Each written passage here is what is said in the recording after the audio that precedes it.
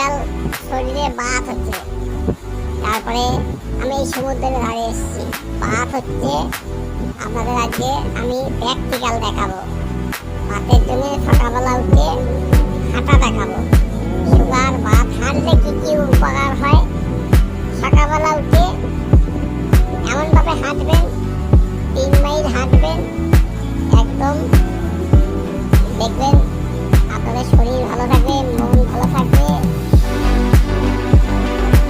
শরীর মন সব কিছু ভালো থাকবে। তাই আমি হেঁটে দেখাচ্ছি।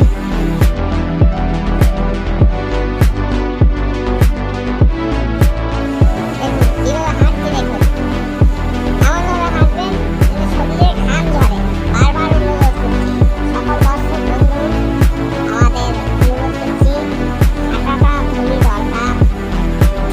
ভারতবর্ষের বর্তমানে 100 জনের মধ্যে 90 জনের লোকের এই অলসতার জন্য রোগ এসে গেছে। অলসতা খুবই খারাপ জিনিস।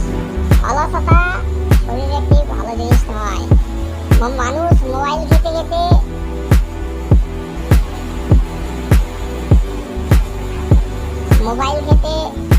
তারপরে অলসতায় জীবনযাপন করে হাঁটতে ভুলে গেছে। আগেকার মুনি ঋষিরা, আগেকার মানুষ দিয়ে বলে গেছেন যে হাঁটা শরীরের পক্ষে একটা অত্যন্ত দরকার। সামনে সমুদ্র দেখছেন, আমি সমুদ্রের ধার দিয়ে প্রতিদিন সকালে হাঁটতে আসি।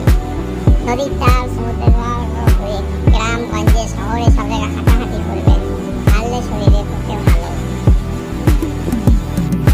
আর পারছি না বললে হবে না, হাঁটতে হবে, হাঁটতে হবে। হাঁটুন, শুধু হাঁটুন। হাঁটলে কি কি ভালো হয়। হাঁটলে আমার দেখুন পেটটা মোটা ছিল, ভালো হয়ে গেছে। পাটা মোটা ছিল, সব ভালো হয়ে গেছে। আমার কোলেস্টেরল ছিল, সুগার ছিল, তারপরে আর হাত পা যন্ত্রণা ছিল, হাই প্রেশার ছিল, সুগার ছিল। আমি বড় ভেলোরে গিয়ে ঘুরে এলাম, প্রচুর টাকা খরচ করলাম। আমার ছেলেরা প্রচুর হয়ে গেল, কিন্তু আমার ছেলেরা মেয়েরা প্রচুর হয়ে গেল। বলে বাবা আর পাচ্ছি না। আমি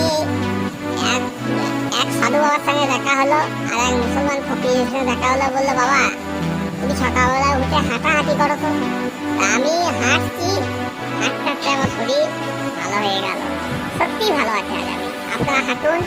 তাই আমি বলবো fun time channel, Biswanath Chatterjee fun time চ্যানেলের পক্ষকে আপনারা